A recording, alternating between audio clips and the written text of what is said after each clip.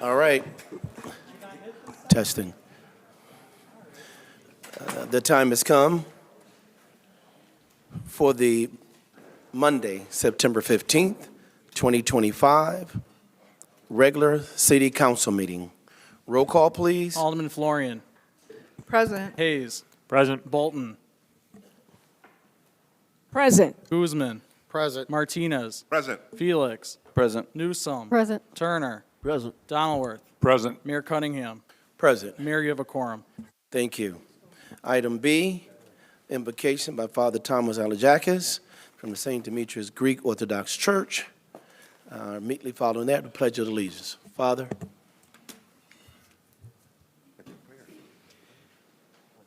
In the name of the Father, and the Son, and the Holy Spirit, O Lord Almighty, creator of heaven and earth, and lover of mankind, we give thanks to you for the gift of this day, and for the blessings you have poured and continue to pour out upon this city and all who dwell herein. You have established all authority as means of service, that leaders may protect the weak, uphold justice, and seek the good of all. Look down, O Lord, with mercy upon those who gather here in council. Grant them wisdom and compassion, guard them from the pride of self-interest, and inspire them in a spirit of service and sacrifice. May their deliberations this evening be guided by truth, fairness, and the desire to build up and unite. Bless the people of Waukegan, O Lord, our families, our children, our elderly, and all who labor for the good of this community. Protect us from harm, preserve us in peace, and grant that neighbor may serve neighbor in charity. Unite us, O Lord, as one people under your care. Remind us that every decision made here touches the lives of those created in your image. For you are the King of peace and the Savior of our souls, and to you we give glory together with your eternal Father and your all-holy, good, and life-creating Spirit, now and ever, and to the ages of ages. Amen. Amen. Please rise for the pledge. I pledge allegiance to the flag of the United States of America and to the republic for which it stands, one nation, under God, indivisible, with liberty and justice for all.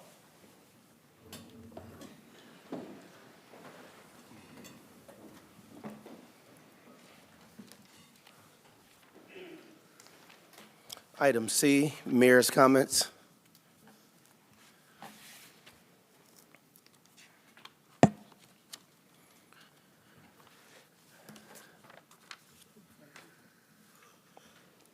I'd like to wish happy National Hispanic Heritage Month.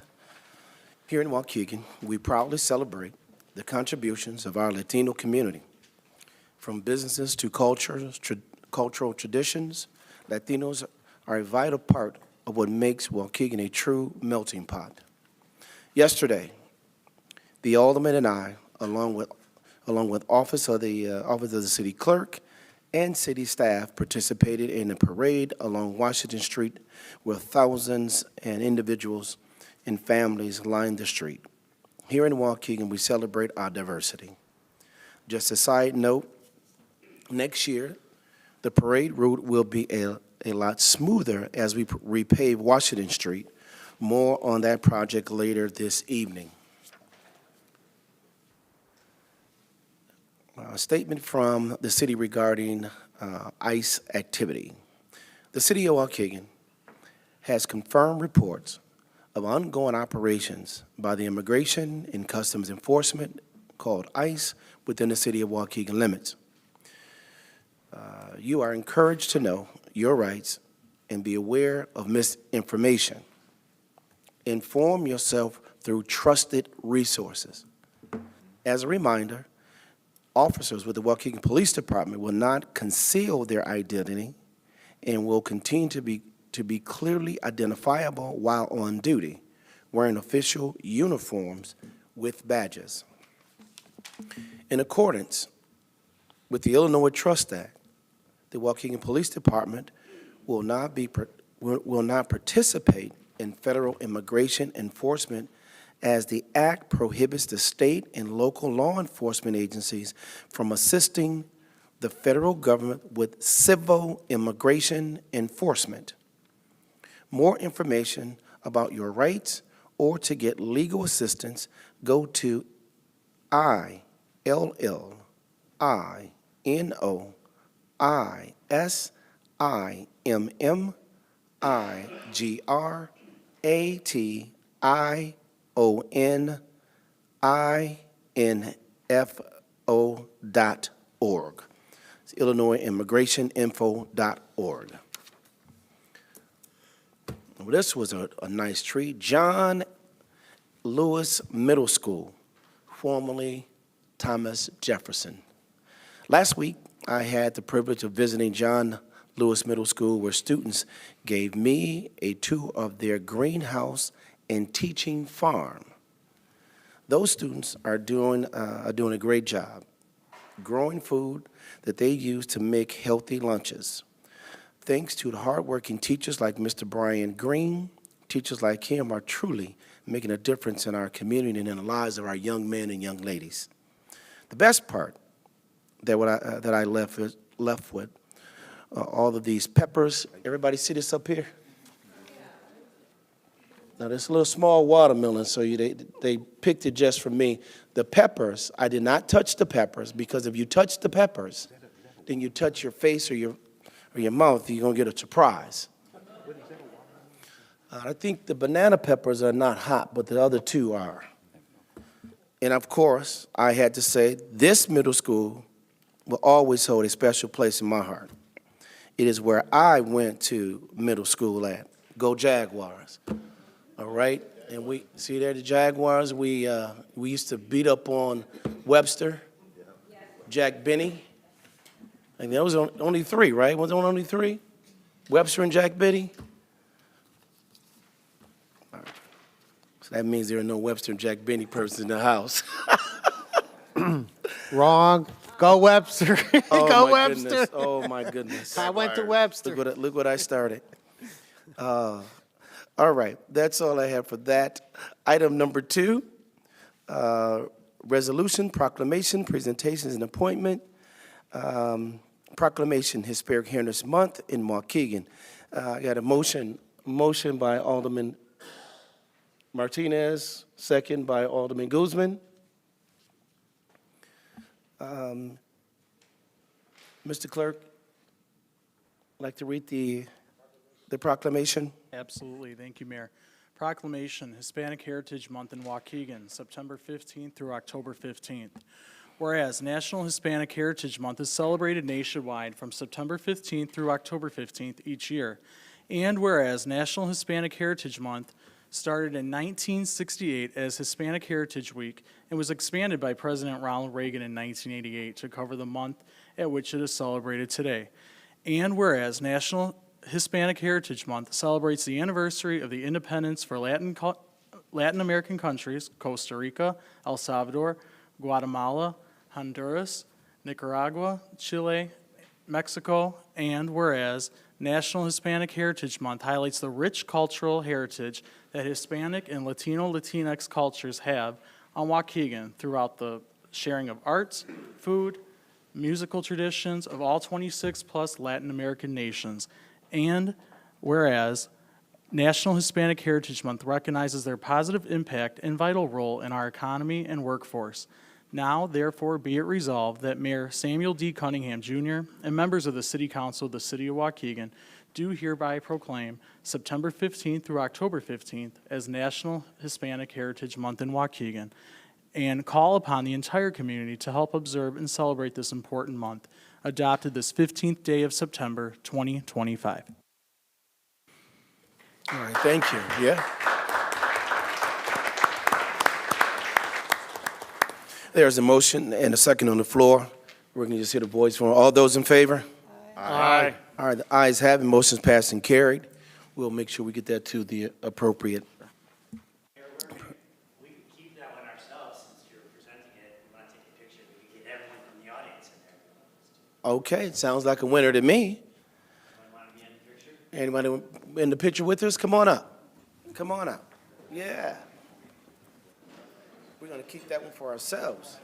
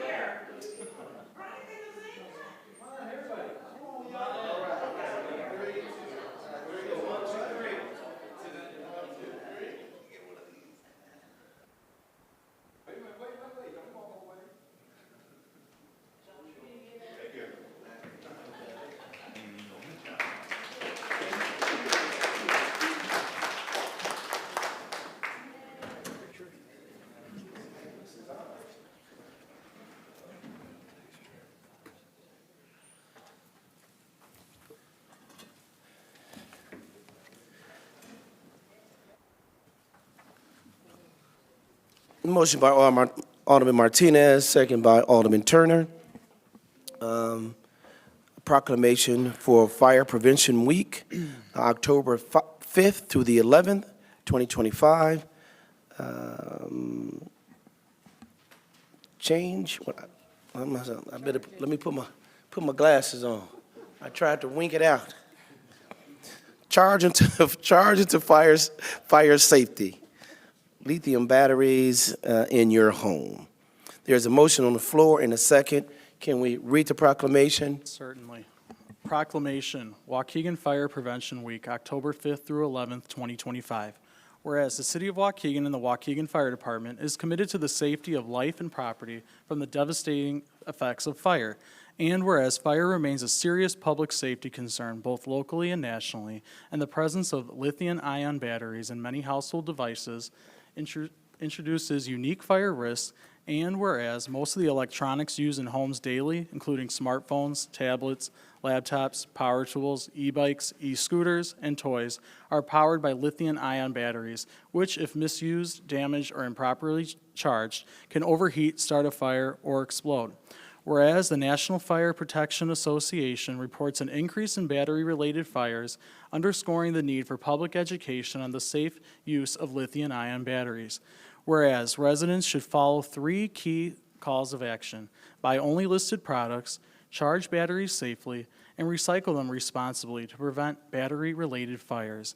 And whereas lithium-ion batteries store large amounts of energy in small spaces, and improper use, such as overcharging, using off-brand chargers without safety certification, or exposing batteries to damage, can result in fire or explosion.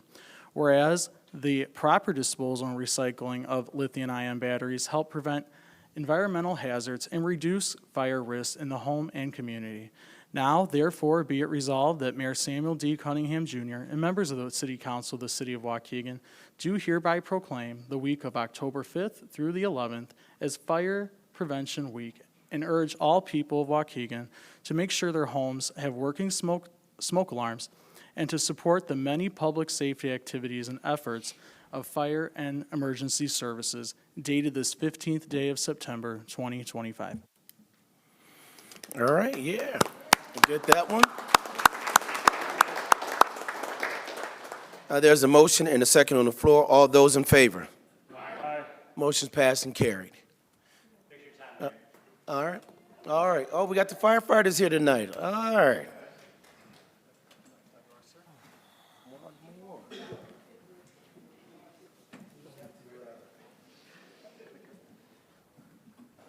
Just tell them to advance. They want to say a couple words at the end to invite people to their open house.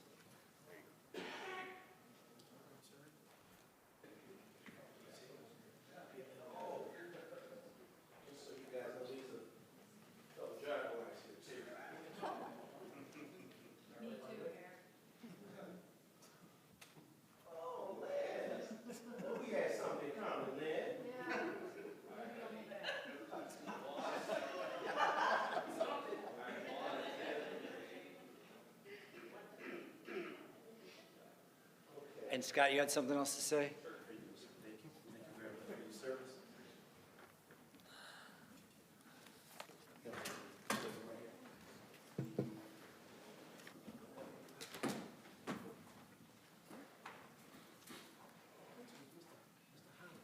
Hello, everyone. I'm Scott Ward, Battalion Chief and Fire Marshal of the Waukegan Fire Department. And I just wanted to say thank you all very much for taking the time to recognize Fire Prevention Week once again. It always falls on the anniversary of the Great Chicago Fire, and that's why it's this first week in October. Fire prevention is very important year-round. To date, in this year, Waukegan, we've had 27 structure fires with over $1.5 million in damage. We've been able to save approximately 3 times that amount with our resources of the fire department. So thank you for continuing to support us. I just want to make sure that you all know and that the audience knows that we are celebrating a fire department open house. That will be the Saturday prior to Fire Prevention Week. Saturday, October 4th is the open house at Fire Station 5, which is at 3221 North Green Bay Road in Waukegan. It'll be from 11 a.m. until 1 p.m. And we'll have to be able to meet some firefighters. We'll have some demonstrations on vehicle extrication. We'll have our ARF truck. We'll have a few other things going on. So please come and join us if you're able to. Again, that's Saturday, October 4th. No reservations required. And then one last thing that the fire department's doing this year to help with fire prevention is we took part in the state's fire smoke detector blitz. And so we are doing that Sunday, October 5th. We've gotten the word out to the Waukegan schools and to the community. I think some of the aldermen were able to help us with that. And we've already had to basically meet our limit. We can only do 24 homes on Sunday, and we have a waiting list, though, available for more residents. So that'll be available to homeowners of single-family homes. So those people, if they need smoke detectors, to contact the main office of the fire station. That's 847-249-5410, and they'll be able to take the information to get a reservation if you need smoke detectors in your home. So thank you all very much for your time. I appreciate it. For October 4th, what time was that again? October 4th for the open house, 11 a.m. to 1 p.m. And Fire Station 5, just so everyone knows, is by the airport, the Waukegan Airport. Correct, sir. Off of Green Bay Road, Just north of York House. just north of York House. We're gonna have the big truck? We always had the big truck. That's Yeah, where we it always shows. have the big truck. But we can't, now, can you just let everyone, the big truck is for the airport Correct. specifically? It's called the ARF truck, Airport Rescue and Firefighting, and it has to be larger because there are not hydrants along the runways. Pilots don't like to run into those. It has to carry its own water. All right. You have to see this. It's amazing. It's an amazing vehicle. And how much, now, it doesn't carry water. I'm sorry if I'm It going does through that. carry but water. It carries water, but it also carries the Carries foam? about 400 gallons of foam as well.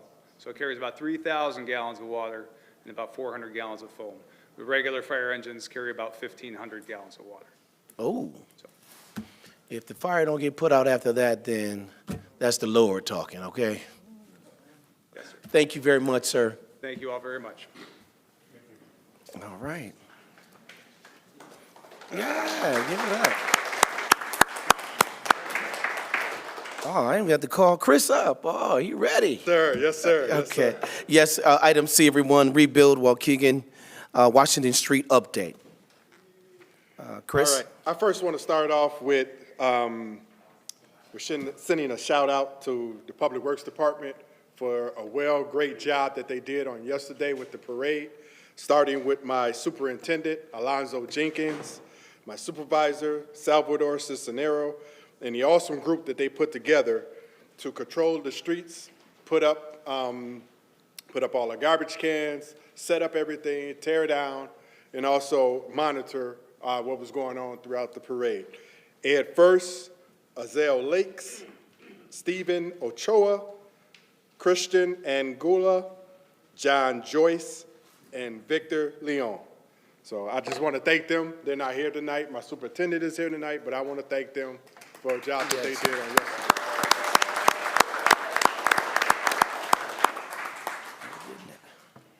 All right. Good evening. I forgot to say that part. Good evening, Mayor and City Council. I am here to give you all a quick update on Washington Street and Keller resurfacing project. This week, the contractor, Peter Baker, will begin to mobilize into the city using signs, barricades, and other equipment to ensure the safety of our residents and non-residents utilizing these roads. The process will begin as follows. When they come in and they begin to do the work, they first will begin by a process by milling the road.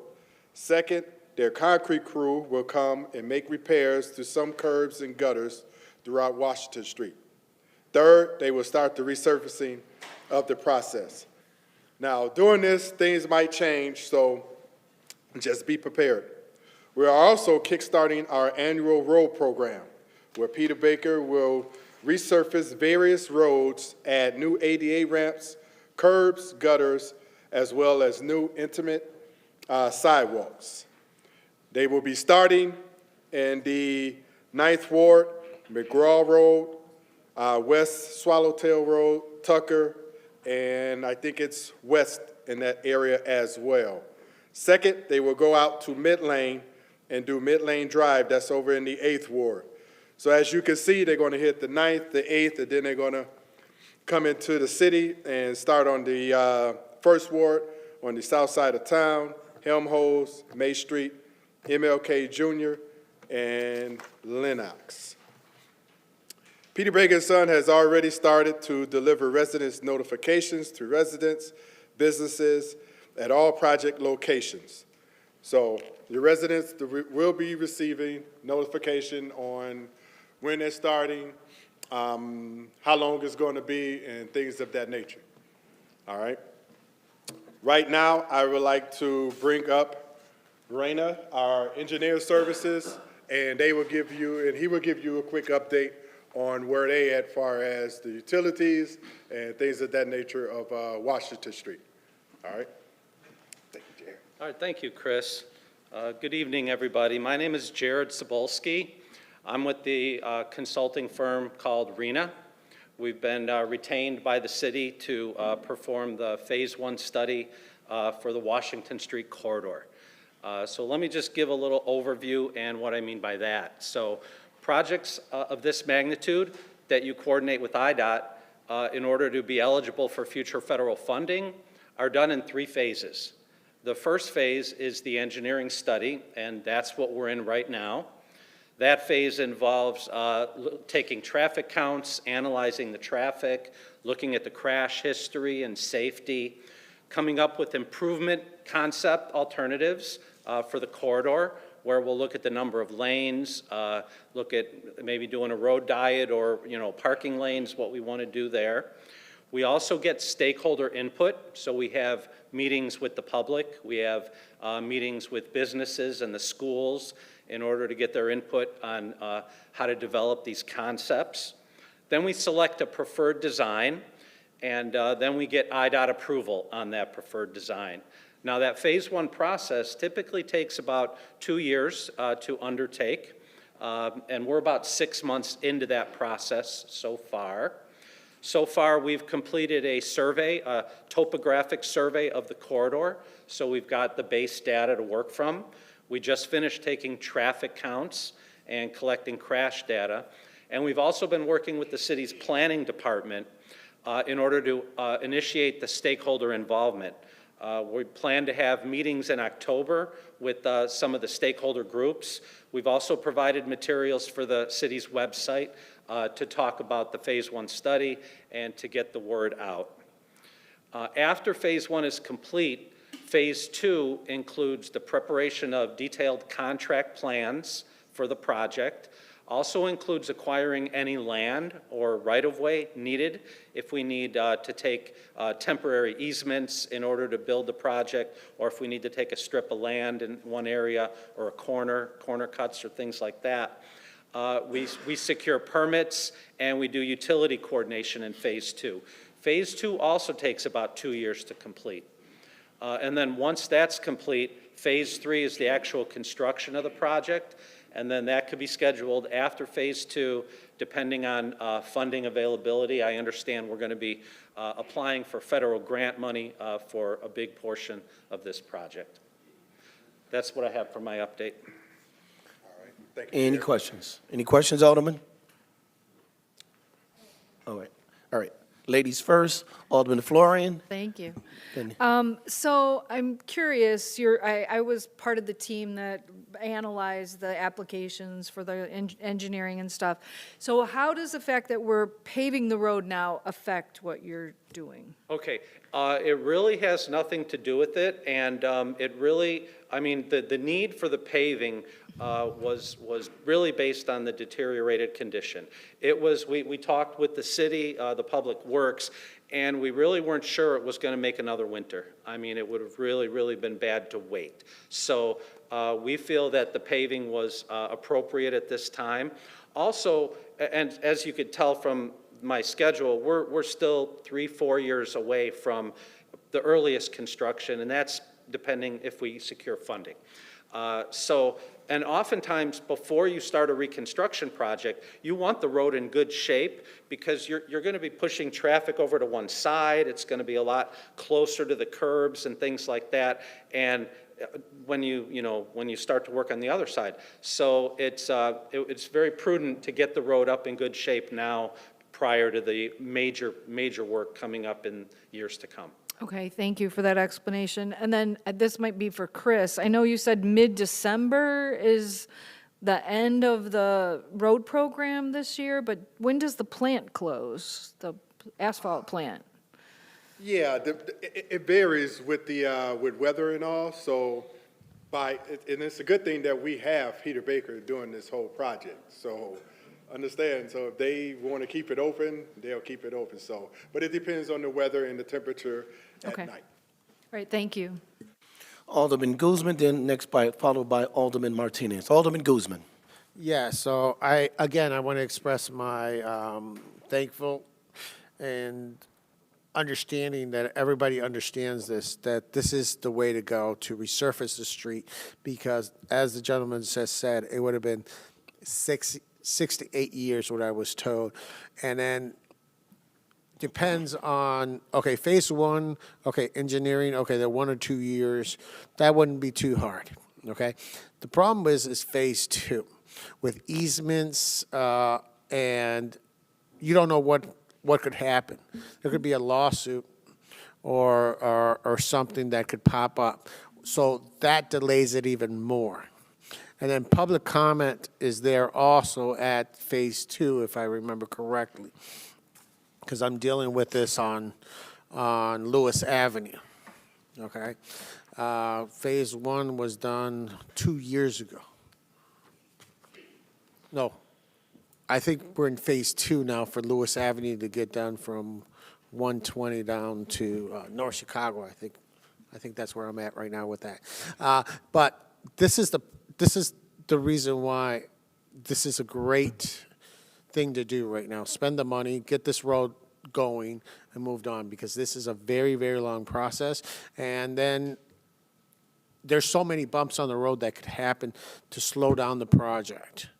I mean, not just the lawsuits or anything like that, that you go with eminent domain or whatever that's needed to get the electrical and everything else done. Whatever else is going to get done to that street. You don't know what sewers or whatever. Then that comes down to the money part. I mean, this is a huge amount of money. I think it's $25 million, if I remember correctly. And it could be even more. So now you have to come up with grants or take the money out of your own pocket. And you see how hard is it now just to take out a few dollars. And now you're asking people, and then they could deny you on this. And then the city's up for the whole thing. So it's a good thing to move this forward. Washington Street is going to look nice, and we'll move forward with the rest and let it take its course while people are happily running up and down Washington Street. Thank you. Alderman Martinez. Okay, I just want to say I was able to be in attendance to your committee meeting you guys had. And it was exceptionally well organized, and everyone was on point. Everyone seemed to know what role they played. So I want to commend you for that. But my question is, have you guys been working, I'm sure you're going to be working with the different business owners and how it's going to affect their business if we have to maybe go to one lane. I just want to make sure that they have advanced notice of what to expect with this whole construction phase. Correct, and we're going to have those letters as well going out. The concrete company is going to be passing those out. Thank you. Thank you, Chris. Thank you, sir, for that explanation. Thank you. Thank you very much. All right, and then, I was just. Go ahead. All right, and in my closing, as always, the Public Works Department asks for your patience and use caution during this construction season. Please contact Public Works with any questions or concerns you may have. 847-360-0944. Thank you. All right. Thanks again, Chris. Item 3, audience time. Thank you, Mayor. Mr. Clerk. Yes, thank you, Mayor. You will have 3 minutes to speak, and we're going to call the first 4 people up, please, and you'll line up on the east side of the room. Amy Bracamontes, Chuck Ruxtalis, Dr. Sylvia England, and Rayon Edwards. If you can please line up, you will have 3 minutes to speak, and I will start the timer. And go ahead, Amy, whenever you're ready.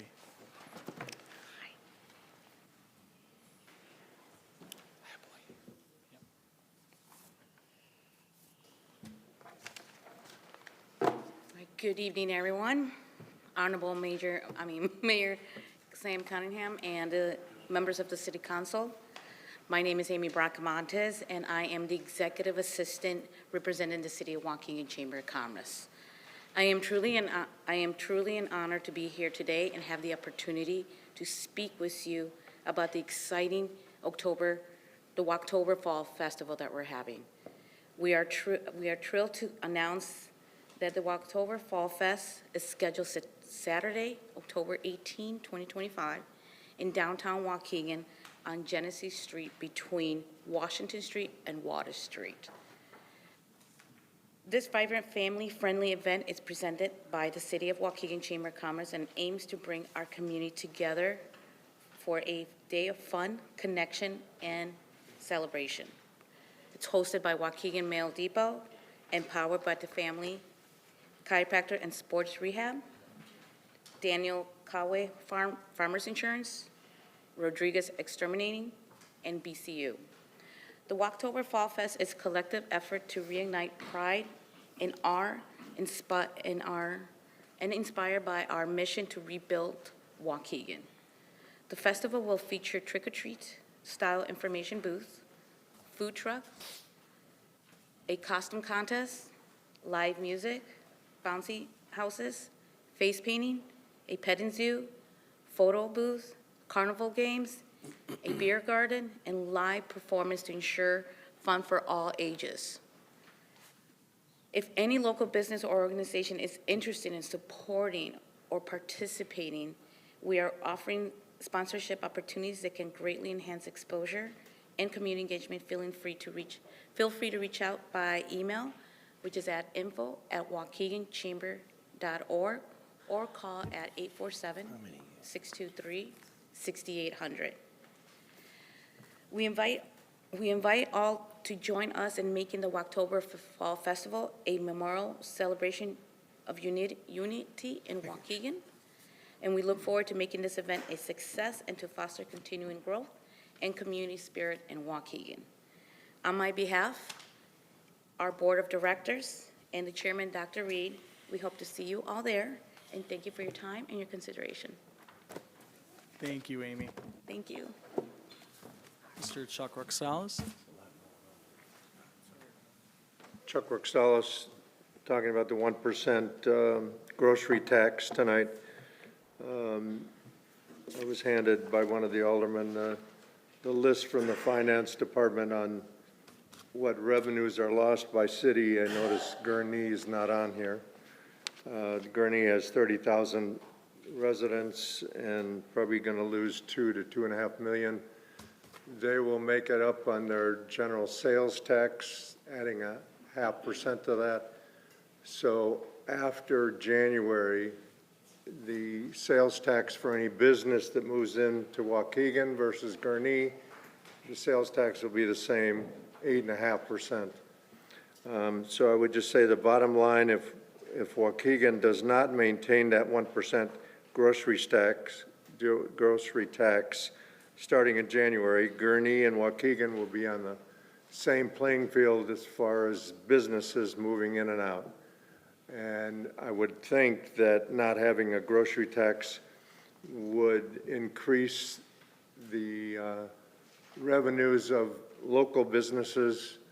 And I understand a lot of people go up to Kenosha because that's a substantial difference. But when you look at Gurnee versus Libertyville versus Waukegan, you'll be on the same level playing field if you do not vote for a continuation of the 1% grocery tax.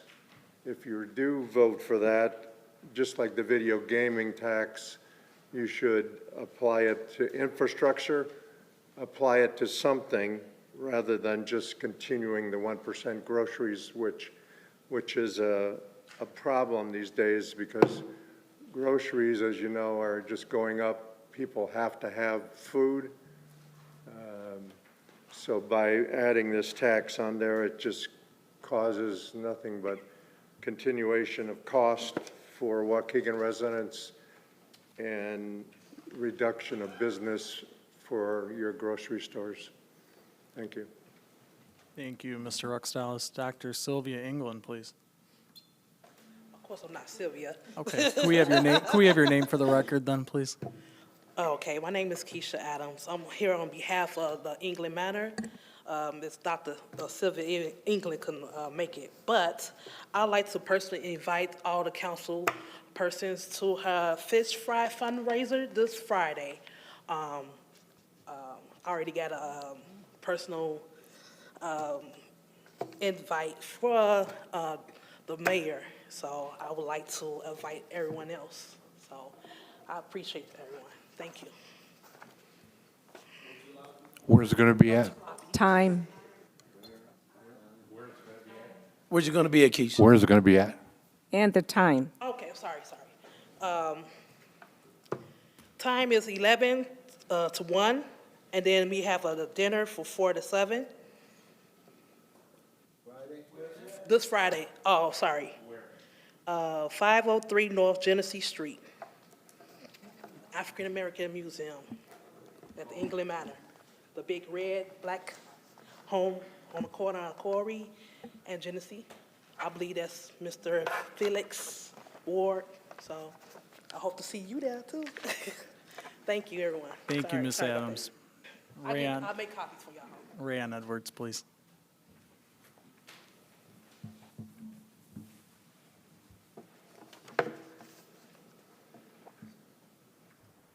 Good evening, community, council, and mayor.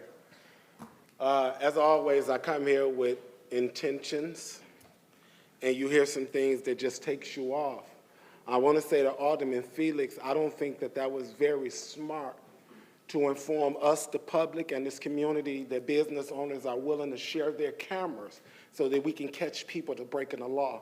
I think that was a conversation you should have had privately with the police, because we also want to protect our businesses. You know what I mean? We're in a different state, and I don't think a lot of y'all realize that or understand that, because then again, y'all show up at all of these mental health functions. So if I'm somebody that don't want to go to jail and I now know that this business is going to give information when I do something down there, what do you think I'm going to go do? Just a little bit of thought. Just a little bit. I see tonight here, we got a business on here. It's called Deja Vu now. 2, 3 other places getting liquor licensing. Again, have anybody looked around our city to see what it's doing? Or do we not care?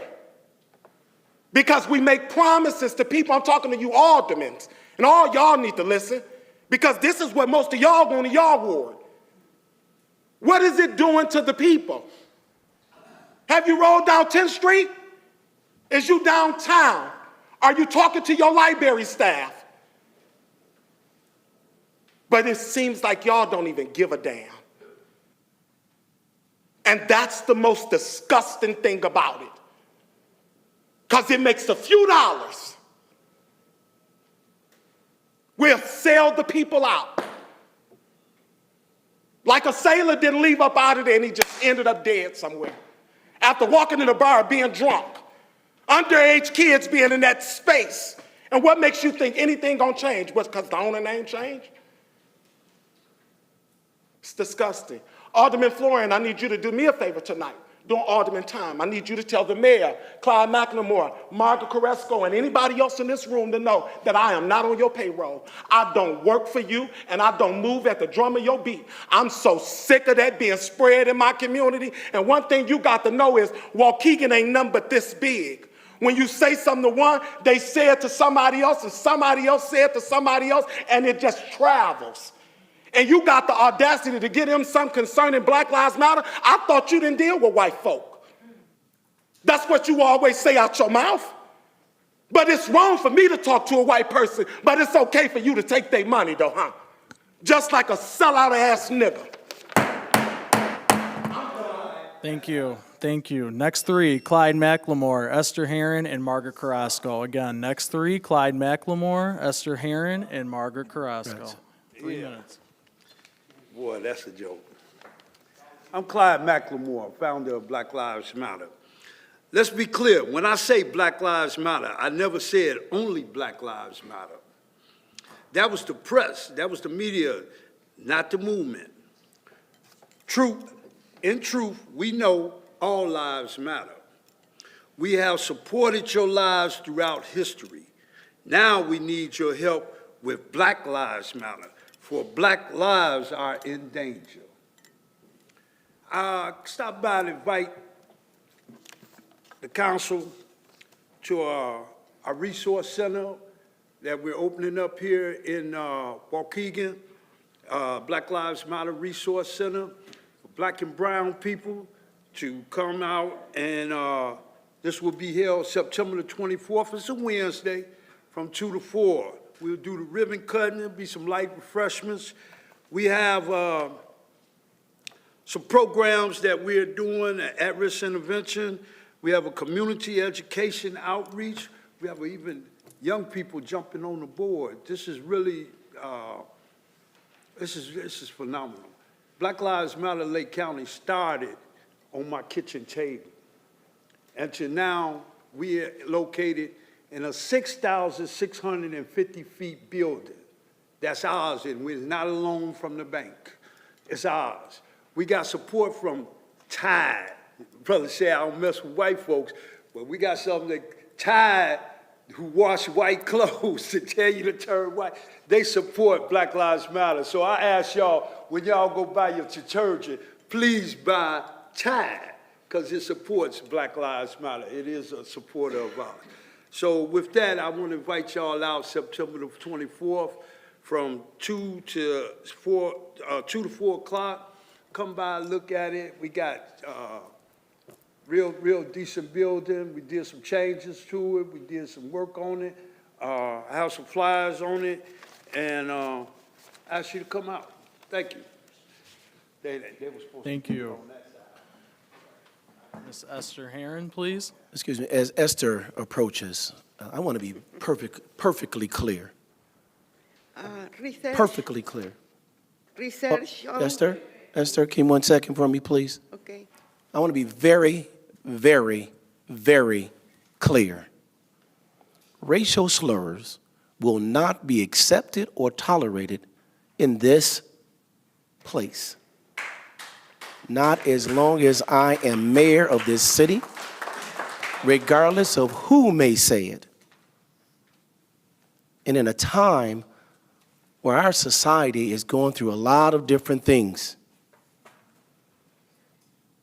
So you will be interrupted by this mayor. If you persist, we will ask you to leave. If you continue with that type of, Esther, this not, I'm looking at you, but this does not apply to you. I just want to be very, very clear. Racial slurs cannot be accepted or tolerated in this space. And I trust that everybody in this room, and more importantly, the electeds on this panel here, agree with me. Thank you. Continue on. Thank you, Clyde. Thank you. Ms. Herron. Research showed that 58% of Americans don't know what Cinco de Mayo is. On May 5th, 1862, took place a battle in the city of Puebla, 50 years after Mexico's independence. The event shocked the entire world. Mexicans call it Batalla de Puebla, no Cinco de Mayo. Benito Juárez, president of Mexico, a lawyer with indigenous origin, was elected in a recession. Juárez declared a 2-year suspension of interest payment to England, Spain, and France. The three countries embarked on a naval action against Mexico. However, all parties reached an agreement. France broke it because they wanted to expand his empire. Napoleon III sent the French army including the decorated wave, considered the best in the world. President Juarez sent the Mexican army and rounded up a ragtag, poorly equipped volunteer of 30 indigenous groups and mestizos. The outnumbered Mexican army went to Puebla to be prepared for the attack. They reinforced the city and dug at two key positions, the Loreto and Guadalupe forts on a hill overlooking the city.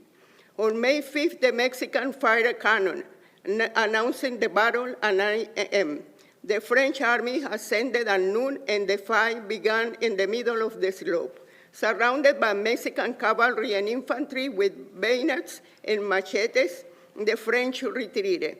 The infantry and cavalry were ordered to remain concealed, waiting for the French to retreat and have an ambush. New French forces arrived and formed in columns, but they failed uphill attacks, since Mexican army drove them back 3 times. A rainstorm began, causing a crushing, miserable defeat. At 7 p.m., the French army chaotically surrendered. The Battle of Puebla lasted only hours, but brought national pride to Mexico in respect among nations. No doubt the local indigenous were well suited for the topography and their tactics. The unexpected victory of the smaller, less equipped force over a powerful invader proved the French army was not invincible. The U.S. abolished slavery 20 years after Mexico. This early abolition offered refugees to enslaved people in Mexico. Napoleon III was sympathetic to the U.S. Confederacy, the U.S. Union, Mexican, and the recent Mexican Americans in California showed solidarity with the Union and the abolition cause. They share values of liberty, equality. The Chicano movement also supported. Alcohol companies promoted Cinco de Mayo festivities. Let's support Waukegan Mexican businesses, eating traditional meals, guacamole, tequila, but not so much, and the famous mole poblano. Engage in the rich Thank you, Ms. Mexican Herron. culture. Thank you. Ms. Margaret Carrasco. Great job, Esther. Great job. My words tonight are directed to Legal Counsel Attorney Costado of Addison Law Firm. Sir, now that you gave me your email, I will be forwarding an amended ethics complaint. But before that, sir, is there any way to stop Alderman Lynn Flooring? If you look at the videos from past meetings, she's always blabbing during the meeting. That's an meetings violation. Next, do you have any information, sir, if you can inform Waukegan taxpayers of what happened at the status of the alleged investigation by the state's attorney's office of any violations about conversations, meetings, luncheons of Alderman Lynn Florian with Potawatomi Casino? Because if so, that's official misconduct. And right now, we are still under that statute of limitation of 7 years. Next, Mayor, there's a lot of chatter. People are saying around Lake County that the only businesses Waukegan opens are restaurants. Okay, what people don't know, and in my opinion, and what developers and businesses are complaining about, the holdup. Where is the bottleneck? Our director of Planning and Development, Noel. To highlight this, I believe will be crystal clear. I did a FOIA, I submitted, about the number of plans that have been submitted, the date they were submitted, the date they responded to it, the date they were approved. And I think it'll be an eye-opener, okay? I also did emails, text messages, and phone calls, okay? Next, any and all emails between Waukegan Police Chief Edgar Navarro with A, Miguel Rivera, B, Lynn Florian, C, George Bridges Jr., D, Wayne Taylor, and lastly, Elizabeth Marrero. And lastly, and the best, I find it so interesting that Mr. Rayon Everett right now was criticizing about the liquor licenses. And he failed to mention his friend, and also the chief of police friend, who had been operating a bar for the past 4 years with no liquor license, no dram insurance, no business license, business not even registered with the state of Illinois. and he's complaining about those that are going through the legal process to get a liquor license. Shut him down. Thank you. Thank you, Ms. Carrasco. Mayor, that concludes your audience time.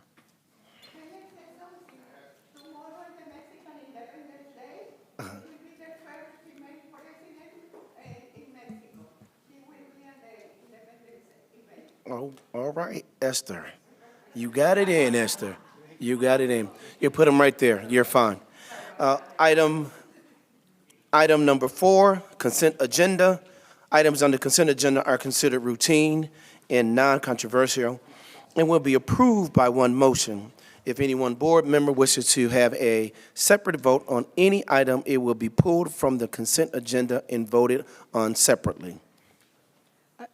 Mayor, I would like to pull E and F. I guess E would go with F. Yes. I have a Okay. concern with F, but if we need to hold them both, do they need to go together, or? Yeah, we're just doing both. All right. E and F is out. All right. All right. 4A, motion to approve regular meeting minutes from Tuesday, September 2nd, 2025. Motion B. 4B, motion to approve vendor payments dated September 15th, 2025, in a total amount of $1,999,217.21. Motion C, to approve ratify regular payroll dated September 5th, 2025, total amount of $2,145,148.80. 4D, motion to approve and ratify miscellaneous payroll, PD, HBB, and CT cash out retro and final payout dated September 5th, 2025, in a total amount of $46,912.65. 4G, a resolution approving the settlement to release all claims for police department workers' compensation.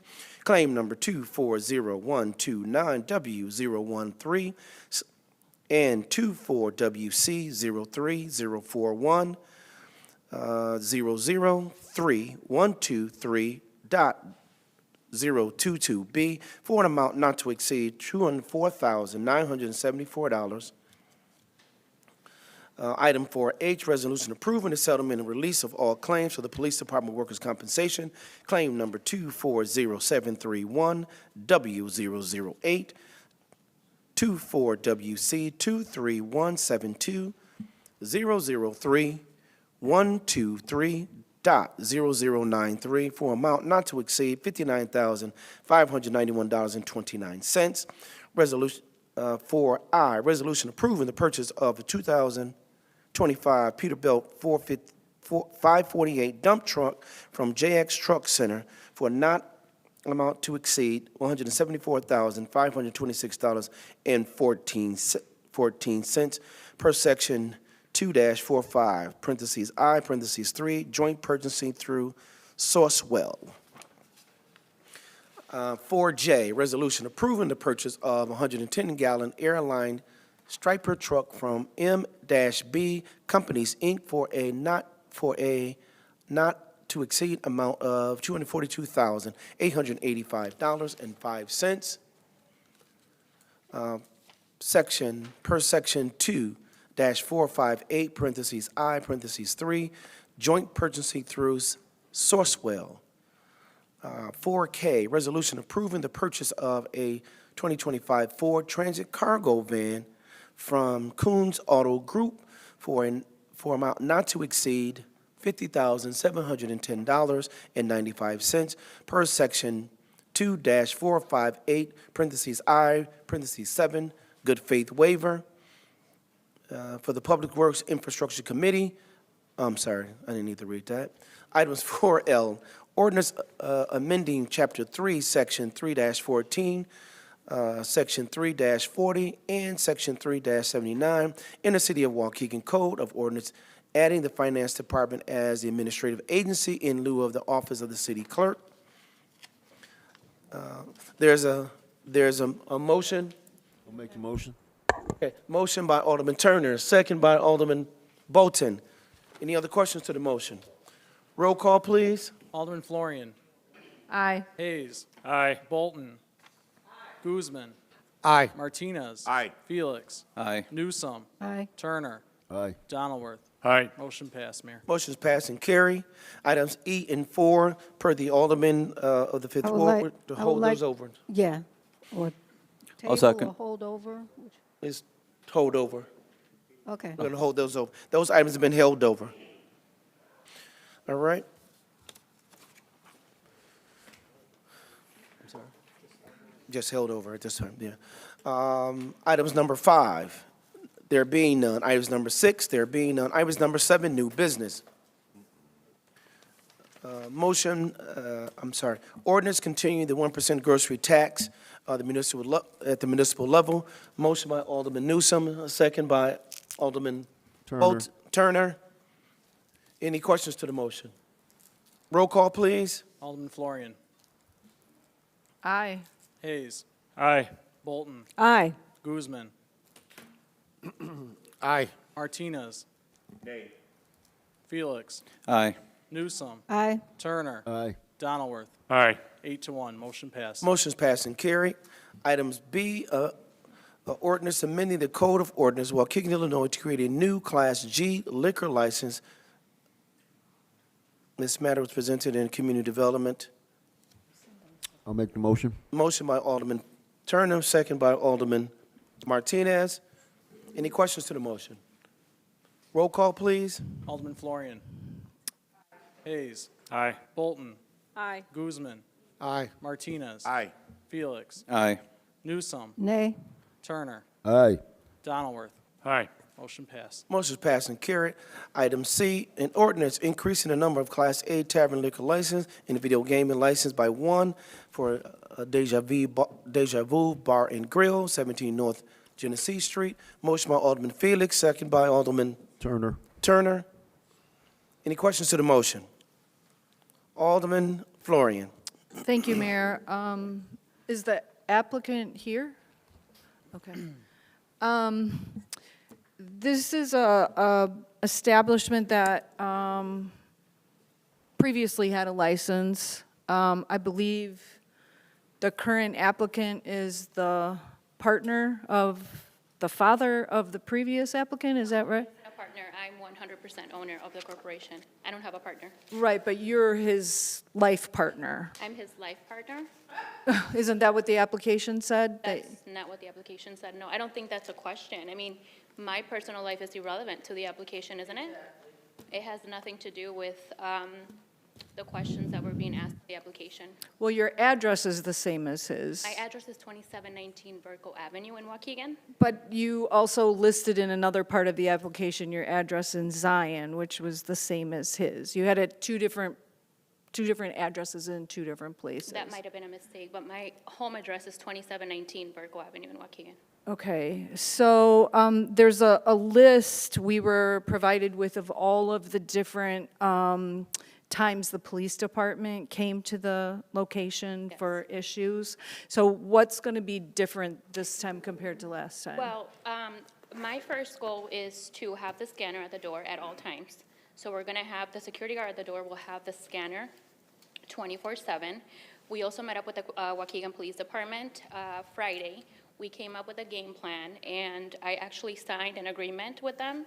I can show that to you if you would like. And we also have a security plan that's very detailed, and it's just going to be a completely different management. Okay, what's a scanner? I don't know what that A means. scanner to scan all the IDs, just to prevent fake IDs. Okay, because I know there were issues with underage people in the bar before, and so you're saying that will eliminate that? Well, that will eliminate that, yeah. And also the plan that we work up with, or that we came up with the police department, I think will be very helpful as well. Aside from our security plan that we created, it should be in the file. Because I reached out to some of the neighboring businesses, the CLC, the owner of the apartments across the street that were just renovated, where we have 6 new residents living right there across the street from the establishment. I think we're really trying to bring residents into our downtown area. We've invested in the YMCA building. There's going to be 19 apartments there, so maybe up to, 38 people living in that location. We hope to eventually develop what I call the COVID lot, which is not far from your location. And I just believe the atmosphere that was there before is not conducive to people living in our downtown. I agree, and we're going to change it. What we're doing now is renovating a little bit, so just like decorating and painting. I want to turn it more into like a Tulum style. Have you ever been to Tulum in Mexico? The Anyway, ruins? Or Tulum, have you? Yeah. So that kind of vibe. So we want to bring like the greenery environment and have like plants and trees, cherry blossom trees. That's kind of like the vibe that we want to bring downstairs. And I would like eventually to also open maybe like a coffee shop or even just like a brunch, or, get the lunch rush there. But, and I mean, we could try, but it's hard because Waukegan is very lonely. Like, it's very empty, So if you want it to be the city of progress, I think that you should, give me a chance to try to make it fresh, different, and build a new reputation for the place instead of it being closed down. I mean, there are really no businesses that attract people downtown Waukegan. There's a few that might disagree with you. There's a few, but it's very hard. So, I mean, and I think that it's a good opportunity to just start fresh. Are you going to speak? Okay. We have, I have. so this is what we're going to do. We're going to go Alderman Donilworth, then Alderman Bolton, then Alderman Turner. Yeah, a lot of people have contacted me, and I saw what the old reputation of that business was and how hard it was to close it down. 4, 5, 6 hearings before we could get it closed, when people were violating there all the time.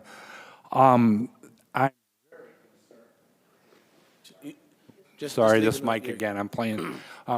I'm very concerned about this, and I don't know if you're willing to do something like this, but, my concern would be, are you willing to sign a document that if you have a violation in there, that you will release your liquor license? You don't have to go to a hearing, but you have to have a violation. Someone gets arrested, then you should be releasing your liquor license back to us. Well, a violation inside, the business. And, I mean, that's it. You wouldn't have to have a hearing. You have the police come out, take a report, somebody's arrested. We have to be firm on this, because last time it took forever to close it down. Okay, and I'm not saying that you do not deserve a chance, to do this, but we up here, there's a consensus here and a consensus on the street. I've had business owners from downtown contact me too, and it's just we're concerned.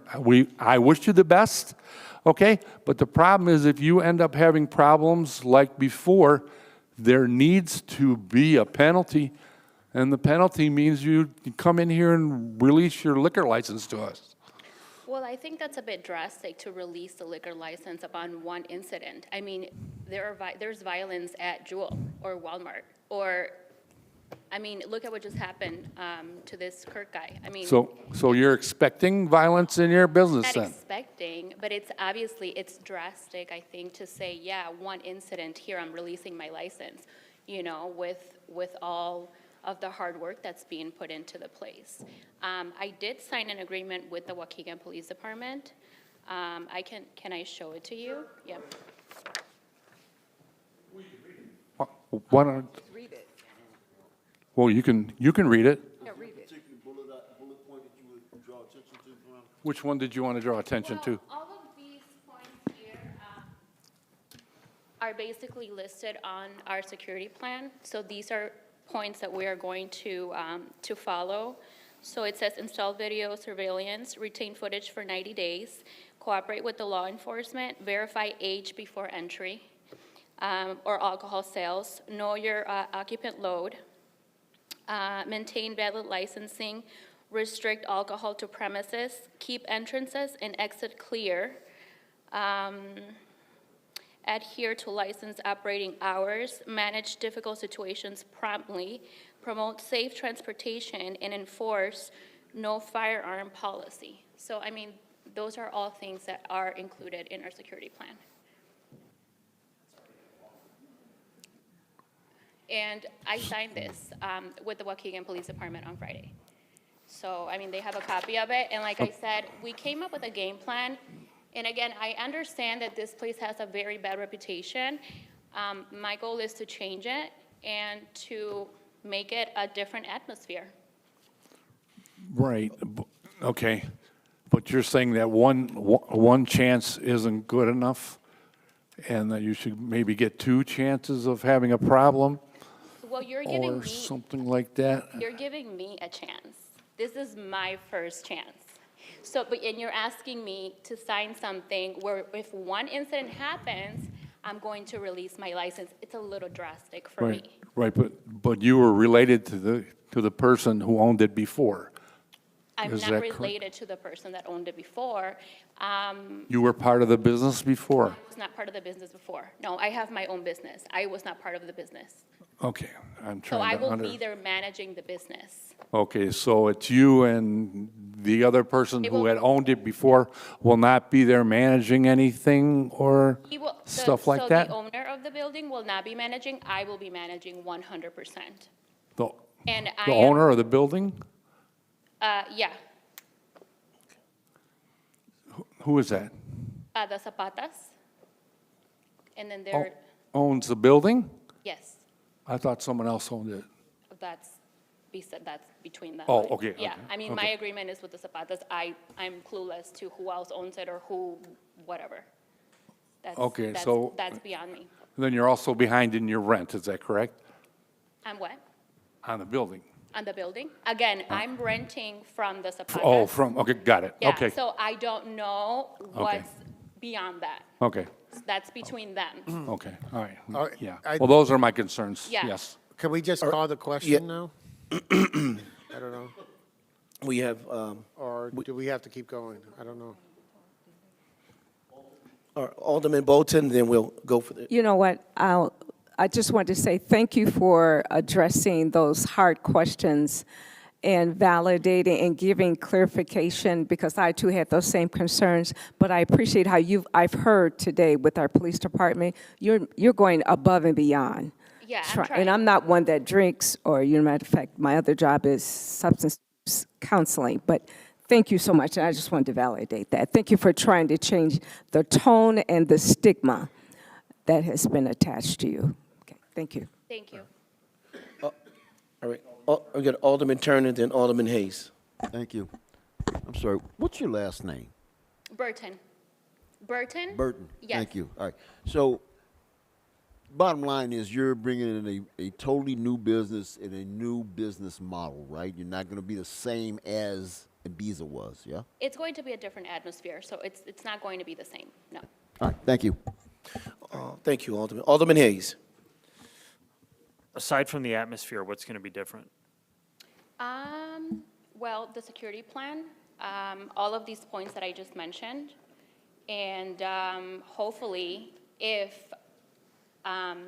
we are able to bring in like a lunch crowd, be open during the day, maybe, I don't know, Thursday, Friday, have lunch and maybe brunches. What hours of operation be different. did you put on your application? So 11 to 2. I think this has been answered a couple of times already. I think it's time to call the question so we can vote it. Yeah, so it's 11 to 2. Thursday, Friday, and Saturday, and 11 to 1 on Sundays. Okay. So everything that you read off about your agreement with the police department, that's just table stakes for running a business and running a nightclub downtown. None of that is new. So None of that is what? none of that is new. Uh-huh. So that agreement doesn't do anything to further the application in my mind.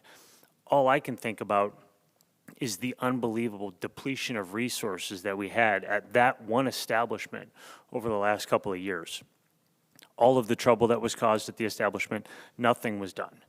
Nothing was done. You guys had to continue to come, whoever the prior owner was, had to continue to come back before the liquor commissioner at a great cost to the city. We have to have lawyers that are present for that. And you continued to explain yourselves, did not do a very good job, and ultimately had the license revoked. My concern here is that it's very easy to grant a liquor license. It is very difficult to take one away. And the reputation of your predecessors, you're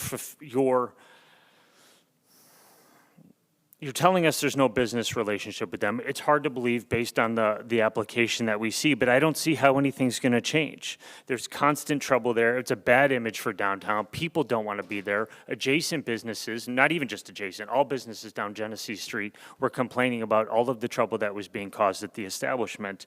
I don't see how we're expected to see any improvement. And nothing that you've told us tonight indicates that there's going to be any improvement. A different decor within the establishment doesn't change the fact that it's a nightclub. Did you look at the security plan that I submitted with the application? The security plan, there should always be a Can I security mention plan in something too? place. The security plan doesn't change anything. To my understanding, that's not a requirement to get a liquor license, a security plan. We went above and beyond to create a security plan to prevent the things that happened before. And it's in the file. And like I said, I also went over the points that the Waukegan Police Department wants us to work with them and the agreement that I signed. What positive impact are you going to have on downtown Waukegan? I'm sorry? What positive impact are you going to have on downtown Waukegan? So, I would say, Alderman Guzman. call the question. I mean, No, sir. we No, haven't- this is the point. This is why we sit up here. I So that we understand can that. ask people questions. I get that. I understand that. Good. Then unless you have a question, So are you can wait. Alderman, So anything she says, Alderman, is that going to change your vote to yes or no? thank you. There's a lot of people that are interested in what she has to say. I And her already heard her. representations here tonight are going to follow her the next time someone comes before the liquor commissioner or has to come before city council or has to present why their security plan isn't working to the police department. So we want to know what the representations are so that they will adhere to them. All right, Alderman, if you have some more questions, please go forward. Then Alderman Felix will be next.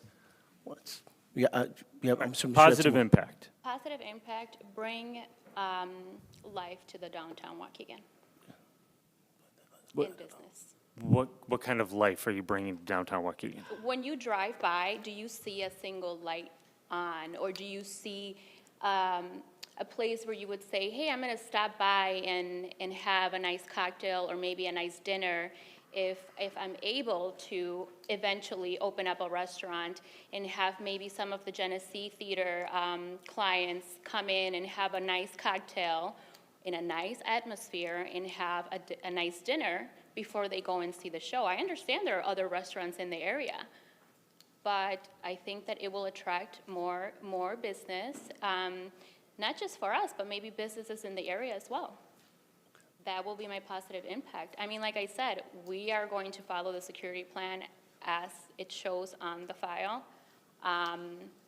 And it's going to be zero tolerance for underage because I know the reputation and I know the past. And I will be there to make sure of that. I just to level with you, your security plan being, your real kind of, the security plan shouldn't be the selling point. That just sets off, alarm bells in my mind and red flags. If we're only talking about the security plan, I don't see what sort of positive impact it's going to have on downtown. And while we need restaurants downtown and we need places for people to be entertained, a nightclub in that location, I don't see how that adds any value to downtown, how it helps the businesses, and what it really does to improve the image of downtown Waukegan. So that's my biggest concern. Should you get your liquor license tonight, I really wish you all the luck, and I hope you succeed. But I just don't see, it seems to me that past is prologue here, and we're going to see you guys back before the liquor commissioner very soon. Well, I hope not. Alderman Felix. Thank you, Alderman. One thing I didn't want to mention is that help you answer some of the questions, is what's different. We're different. In the downtown area, we actually have police detail there helping bars that are currently there. They haven't opened yet. So we currently have, from our end as well, want to make sure that we help the patrons understand that that area will be safe. I understand that you're mentioning the security plan because the issue is safety. So, I mean, I think that's why we keep mentioning the security plan. But with that being said, we have to somehow change the image of the downtown area, and that's what we're looking to do right now. But that's all I have to say. And if we can call to order, or call the vote, please. All right, with that being said, roll call, please. Alderman Florian, No. Alderman Hayes, No. Bolton, Aye. Guzman, Aye. Martinez, Aye. Felix, Aye. Newsome, Nay? Turner, Aye. Donaldworth. No. 5-4, motion passed. Motion's passed and carried. Thank you, guys. Thank you. Congratulations. Congratulations, young lady. Item D, ordinance creating a Class C1 retail package sales and gasoline liquor sales for 3201, what, is that, it should be Sunset or Golf? Lewis. Lewis and York I House. apologize. License for 3201 Waukegan Gas LLC. I apologize. Located at 3201 Lewis Avenue. Motion by Alderman Donovan, second by Alderman Guzman. Any questions to the motion? Roll call, please. Alderman Florian, No. Hayes, No. Bolton, No. Guzman, Aye. Martinez, Felix, Aye. Newsome, Nay? Turner, Aye. Donaldworth. Aye. 5-4, motion passed. Motion's passed and carried. Ordinance creating a Class C1 retail package sale and gasoline liquor license for Washington and Lewis BP, located at 1900 Washington Street. Motion by Alderman Martinez, second by Alderman Turner. Any questions to the motion? Roll call, please. Alderman Florian, No. Hayes, No. Bolton, No. Guzman, Aye. Martinez, Aye. Felix, Aye. Newsome, Nay? Turner, Aye. Donaldworth. Aye. 5-4, motion passed. Motion's passed and carried. Congratulations. Congratulations, sir, ma'am. Item number 8, there being none. Item number 9, Alderperson's time. Mr. Clerk. Alderman Florian. Thank you, Deputy Clerk.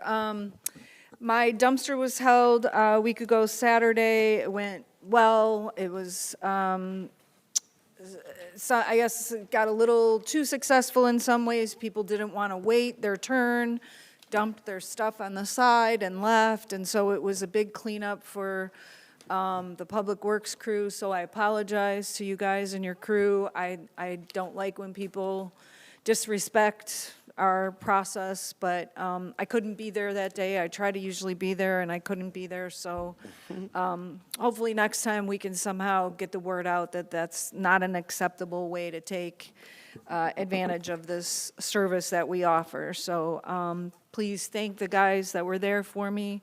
I did see them in the beginning of the morning and thanked them, but thank them again and apologize for the way people behaved. I did walk the parade yesterday.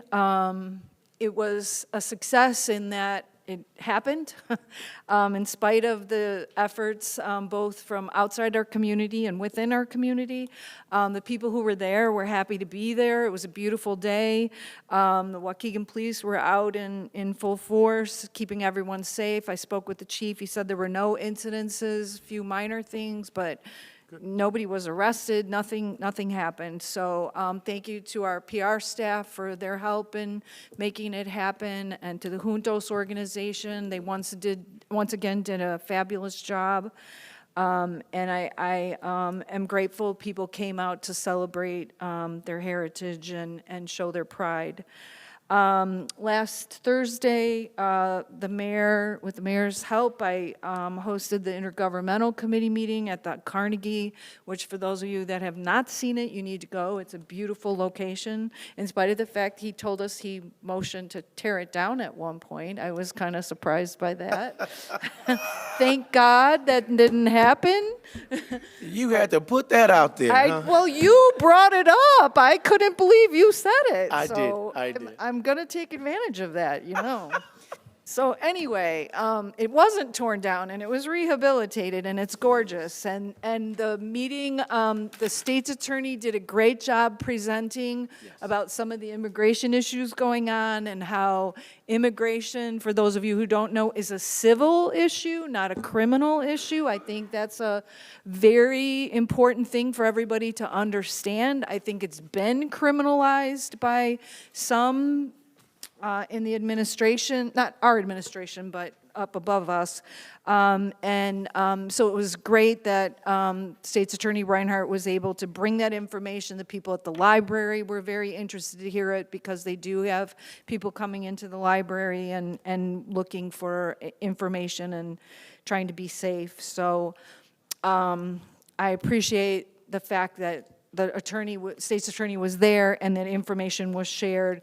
We also shared some information about the issues going on with opioids still in the community and what's happening and how it's impacting our Black community in a greater percentage than any other race in the community. And so we need to keep on top of that. So just FYI.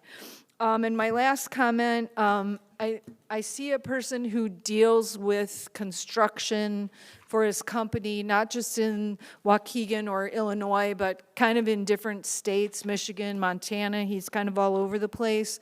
And he's doing a project right now in Waukegan. And he was telling me that of all the places he deals with, getting his permits and dealing with the whole process, it's the easiest he deals with here in Waukegan. Usually we hear the opposite, even up here on the dais of, oh, everything takes too long and it's, we got to move faster and blah, blah, blah. But in his experience, Waukegan has been the easiest to deal with. So thank you to code enforcement, planning and zoning.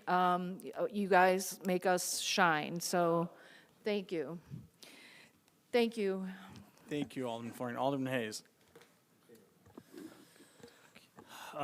Thank you. I think that we have a very, very short memory up here on the city council, and it's not going to serve us well, and it's not going to serve the members of our community well. We have heard from multiple people that have just come to city council meeting over the last couple of months, really as long as I've been up here, about the number of liquor licenses that we have and the number of establishments that we have that are selling alcohol. I am concerned that there does not seem to be much investigation done when it comes to approving these liquor licenses. And I'll admit that even early on when I was voting on those, I don't know that I was doing all the due diligence that was required. But when you take a look at some of these applications, we had a gas station that wants to sell package, retail alcohol. And one of the reasons that they want to sell it is because the Dollar General right down the street sells it as well, and they want to be competitive. Alderman Turner will disagree with me on this, but if there is a location right down the street that sells it, then why do we need another location selling alcohol at the gas station? Another gas station that came before us today, there is a Target and a Jewel across the street that most assuredly sell all of the alcohol that you could possibly want. We do not need another establishment selling alcohol. We certainly do not need another nightclub in downtown. You heard everything I had to say about it, and what I'd like to add to it is this. The reason we're up here is that so we can have these conversations. We can ask applicants questions. I understand that efforts have been made in the not-so-distant past to circumvent that process, but at the end of the day, people deserve to hear what the applicants have to say. And we deserve an explanation. And when someone tells us, my business is going to bring life to downtown, we should explore that because they obviously believe that there is no life downtown or that they're going to have some positive impact. You should be curious to hear that answer. And if you're not curious to hear it, you shouldn't be interrupting the alderman that's asking the question. there is a level of respect, and yes, we all lose sight of it from time to time, myself included. Let's try to keep that in mind. Trying to rebuild Waukegan goes beyond infrastructure. The mayor has made great efforts, the city council has supported him, and I think we are on the right track. We're doing a really good job. But rebuilding Waukegan isn't about just roads and bridges and smoother roadways. It is about the businesses that we're attracting and the licenses that we're issuing. We have to be very, very careful. We can't rubber stamp liquor licenses because, like I said, they're easy to dole out and very difficult to take away. And even if we ultimately succeed, it's at great cost to the city, to the adjacent businesses, to the kids that walk by, or to whomever's in the vicinity. And our image, something that we're trying to improve. Why do we want to improve our roads? For the residents, but also for people that come from out of town to go to our beaches, or to go to events, or go to the Genesee. We don't want them coming in, seeing welcome to the city of Waukegan, and they just get potholes everywhere. So rebuild Waukegan goes beyond infrastructure. It goes to the businesses that we're trying to attract. And I want us to be a little bit more careful when we greenlight some of these liquor licenses. So it comes off as a lecture. I get that. That's what my kids tell me. But I don't mean it that way. I really just care about the city and want to see improvements I want to see us to be thoughtful in the licenses that we're issuing. So thank you very much. Thank you, Alderman Hayes. Alderman Bolton. Yes, thank the individuals that have participated in the Adoption Road program, which took place on Market Street a week ago. And those that want to adopt a road, feel free to talk to me. And I'm at 224-607-8445. And moving forward, I will have a Operation Clean Sweep on October 11th. The location 8th and Adams. And the flyers will be out circulating, and that will be in Spanish and English. And then on October 9th, I will be having a meeting in the ward at the Boys and Girls Club. Time 6 p.m. to 7:30, 724 South Genesee, Waukegan. And revisiting, also we have a new business in the ward, Black Lives Matter, which has purchased the property at 66 Lenox Avenue, and we will be having a ribbon cutting on the 24th from 2 to 4. Thank you. That's all I have. Thank you, Alderman Bolton. Alderman Guzman. Good evening. I want to start off with the parade. I want to say what a great job that Juntos did with the parade. A great job police, fire, public works did, the cleanup, the security, the fire trucks. Awesome job. You guys do an amazing job. I know some get appreciated more than others, but you guys are all, the entire city does a great job, okay? I know we're hard on you guys sometimes, but you guys do an amazing job to keep us moving forward for this amazing city. Also, there's going to be a dumpster drive, sorry, not dive, this Saturday. From 8 to 12 p.m. on 12th and Greenfield. Trying to get that cleaned up over there. I'm still working to get a police cam over there because I get dumping every day. Every day I send an email. It's bad over there. I don't know what's going on. I can't wait till Lake County freshens that up. Maybe they'll stop thinking it's a dump, somewhere to dump. But please stop that. You can put out one large item a week. If you have a lot of them, go one at a time, or ask your neighbor if you can squeeze on in one large item on their next to their dumpster if they're not using it. They pick it up, okay? Ladies and gentlemen, you don't have to throw it out and, be messy. Willow Road. Can one of the engineers come up here and discuss Willow Road? Because I get a call every single day about this road. And, I mean, some people are even saying I'm not even trying to open Willow Road. and that Willow Road took like within days to close it up, but it's taking 2 years to open it back up. This is where I'm at with the residents. And I understand their frustration, because I've already told them for 2 years it's gonna open up. And I told them I will put the foot down every 2 weeks, and I'll give you guys an update about Willow Road. So I would first off like to introduce myself. My name is Edwin Felipe Boso. I am the Transportation Project Manager here for the city of Waukegan. I grew up here in Waukegan as well, fun fact. So as for Willow Road, currently we are in the process for retaining surveying services to conduct to redo some of the existing markings on Belvedere Road. We got working comments back from the Illinois Department of Transportation that suggested that we update some of the existing roadway markings on Belvedere Road to allow for a two-way flow of vehicles on Willow Road. So right now, it's just a process of getting that survey, and once we have that topographical survey, then we can go ahead and adjust the comments from IDOT and then restripe the road. And what is the timeline on that? So currently, Roughly. I can't give you a rough timeline. Well, let me help you out. The timeline is that we will do ours, and we send in for comments. And those comments, honestly, they could take 2 months, 3 months. Typically, it's about 6 months to get back from IDOT. That is, and I don't want to overshadow what's going on. That's been the challenge. IDOT, that's just their timeline. I hear the frustration on it. Believe me, I do. And just a little history on that one. Willow Road, to close it down, it was our road to close down. To open it back up, we're opening it back up on an IDOT street, which then we need IDOT's permission. That's where the kind of confusion and frustration is coming in. So we've done some things, sent it up to IDOT. They're just now getting some of those responses back from their engineer for us to do, then send back to them to respond and say, yes.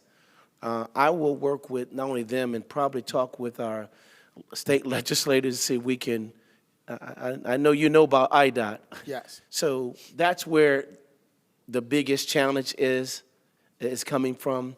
And I apologize to you and your residents, but you can't move unless they do that at this time. Understandable, and that's Thank why. you. That's Thank why, you, sir. That's why I told the resident that I am on top of this, that the road will be reopened, but it's just taking a little longer time. Yes. Okay, so I am not fibbing to you guys that it's going to be reopened. It will be reopened. Yes, Okay. yes, sir. If you'd like for me to call a specific person, I know how that is. Yeah, I I'll have do like so. 3 residents. Oh, man. Okay. They're almost hanging me. I know All right. it is. Thank you. Thanks, gentlemen. Thank you. Okay, the grocery tax, the 1%. Okay, so at first I was a big no. But then I received a phone call from a business owner. And as I was driving around to different businesses, and noticing that their parking lots, they're not as busy as they used to be. As you heard, Alderman Newsom, Chairman Newsom with the Finance and Purchasing Committee, all reports of revenue is down. Okay? So we're fighting 5, 6 fronts, and we're trying to keep a grocery tax. You cannot just fight 5 or 6 fronts. It's not just $2 million now. It might be $3, $4, $5, $6 million that you're losing out. So that's the reason I voted yes for this. Okay? We cannot fight 6 fronts and lose $6, $7 million. You slow down the bleeding, and that's what I did with the grocery tax, and that's why I voted for it. Okay? At a different time, I would have not. Next thing, the parade. Okay, So I've gotten a couple phone calls and comments, I guess sometimes a little nasty and stuff like that. Okay, an alderman's job is legislate, okay? We don't run the day-to-day basis of the city, okay? Contracts with towing, we don't run that, okay? The city does that. Okay, so whoever they get contracts to or don't get contracts to, it's the city's responsibility. That goes to that. We don't tell Public Works what to do. We don't tell the chief of police what to do. We don't tell the firefighter. We don't tell finance. We don't tell planning and zoning what to do. We don't tell anybody what to do. We can call up, ask what the status of it is, and we can ask questions. But that's as far as our power is. It is an administrative decision. Okay? A lot of us, we ask. The staff is very friendly and open. Okay? They'll say, sure, no problem, we'll look into this. But obviously, there's 8 other wards. So sometimes it takes a couple of days. You just got to give it time. It's not, I mean, I, as an alderman, it's not a 911 service. I know some people think it is, but it's not. I know sometimes they call me up, and they call me up 5, 6 times in one day, and I get off of work, and I call them up. How can I help you? Well, you didn't answer. What's going on? I'm like, whoa, let's calm down, okay? I have a full-time job, but it's not just that.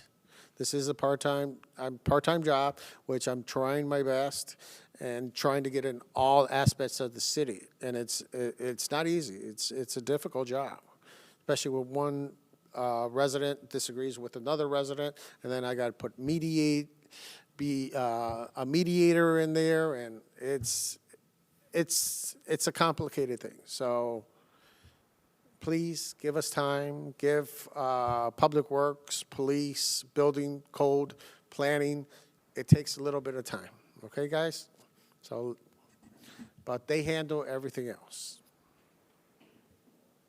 Thank you. Thank you, Alderman Guzman. Alderman Martinez. All right, thank you, Deputy Clerk, and also Council. First, I'd like to begin with reminding everyone in Waukegan about the Waukegan Bulldogs Homecoming Parade.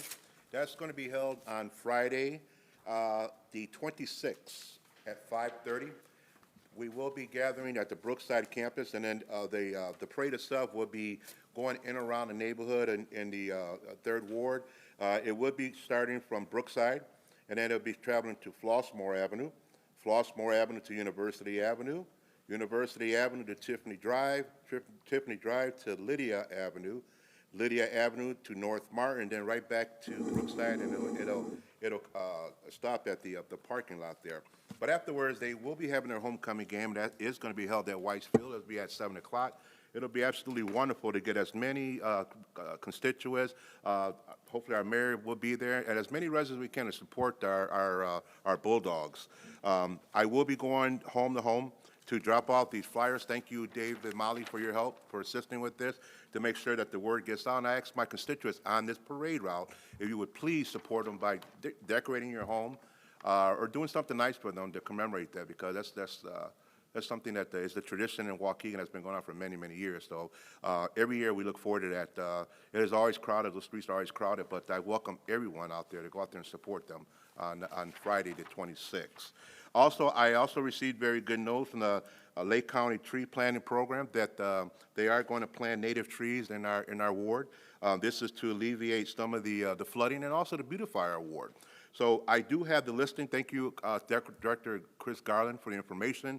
I most definitely will share it with my constituents. They're excited. I have a lot of tree lovers who complain about the trees that we don't have, and how back in the days that whole ward, our whole ward was filled with a lot of trees. So you're going to make a lot of happy people, and I'm glad to deliver the good news to them. But to give you the right of way, the areas for now that they're working on will be Hyde Park Avenue, from Tiffany Drive all the way to Frolic Avenue. As I get more information, I most definitely will bring it forward to make sure that all my constituents are aware of it. So please, that's just good news that I wanted to share. I also want to say that with the change of seasons, you know what that means. Now it's time for leaf season. So we know what kind of headaches that kind of brings, so be aware of that. That's one thing about living in the Midwest. We do take advantage of the seasons that we have, so be ready for that. So I'm sure I'll be getting a lot of phone calls, but just to let my constituents know. I also want to very happy to announce that it is the Hispanic Heritage Month. For all of my Latinos, friends and family, thank you, and then we look forward to a very productive Hispanic Heritage Month. I know a lot of Latinos, they do contribute to the overall atmosphere in Waukegan, so I look forward to see what kind of festivals that are going to be held and how they're going to contribute to our great city here. Also, I do want to say that,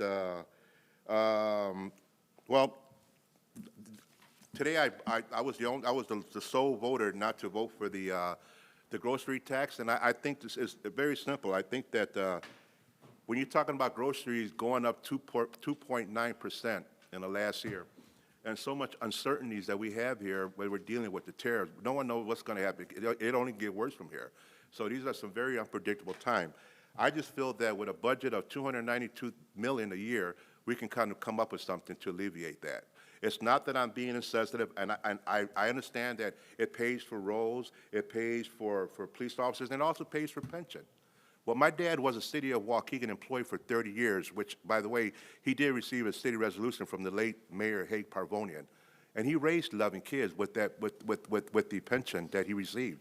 So I understand the difficulties that it brings. So I just don't want no one to walk away and say, well, he did it because he wanted to do it. No, I understand that the hardship that it creates, but we got to do better. We with a $292,000 budget, I feel that we can come up with something. And that's my whole intake with that. So I hope that I didn't leave no one with a bad taste in their mouth, but I understand, but I think that we can come up with the money. If you need to get a hold of me, I can be reached at 847-390-2689. And more than ever, I ask my residents, and please be safe, be mindful, and let's all be good neighbors. Thank you. Everybody have a good night. Thank you. Thank you, Alderman Martinez. Alderman Felix. Thank you. Just want to make a few announcements and go over a few things. I do want to take a moment to thank each and every one of our community members for being brave and coming out to the parade this past weekend. And today's climate showing up matters, and it is an act of courage, pride, and unity.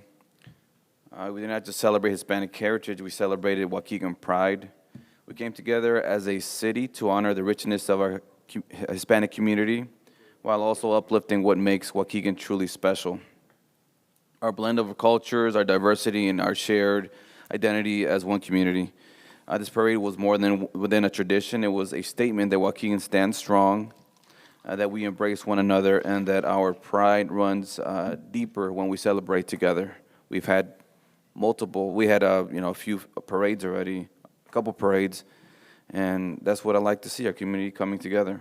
So I thank you, Waukegan, again for your presence, your energy, and your commitment to our city. Together, we are showing the world that Waukegan is true, what Waukegan is truly about, which is unity, resilience, and progress.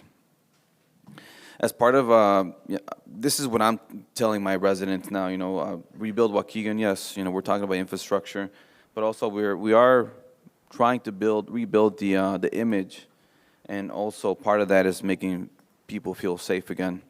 So as part of the Rebuild Waukegan and our commitment to rebuild trust in our neighborhoods, we have an ordinance that we can actually enforce in my area, in the 4th Ward, for specific streets. So we're going to be enforcing the resident permit parking only rule on the following streets: on Victory Street, Phillip Avenue, and Chapel Street. This is between Washington and Clayton. The reason why I wanted to push for this to be adopted or to be enforced is because this is right by the high school. Sometimes we have high school students or people that shouldn't be parking there that also risk themselves, because it has happened where there's shootings there. I have videos. I've talked to the residents there that the people that should not be there are parked there, and they end up being part of something that is unsafe. So now that we have the ordinance in place, I spoke to our our police, and we're going to start enforcing this. I did make some flyers, so before we start, I'm going to be passing out the flyers to make sure I let people know that this is coming. But this has been an ordinance. But moving forward, if they don't have a permit, we can ticket and we can tow. So you can call, get your permit at City Hall or on our official website. The phone number is 847-599-2627. Part of our continued commitment to rebuild Waukegan and strengthen our trust in our neighborhoods, it's important that the community knows that behind who are the people behind the rebuild team. And recently I've been working, especially right now since we're doing an alley behind the cigar place in our downtown area, Cuban Experience. I just wanted to see if, Alonzo, if you don't mind, I know you're part of the rebuild team. If you could just let the people know that what you guys are doing on a day-to-day when you guys meet, to what does that team look like? Who's that made up out of? Or Tom? I don't know, Tom or Alonzo.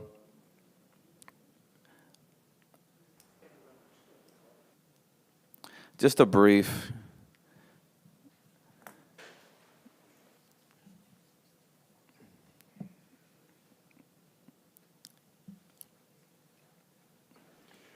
The Rebuild Waukegan team is consisted of, we got engineer, we got our construction manager, he was here tonight, myself, we have the mayor's office, and an engineer department, another engineer department.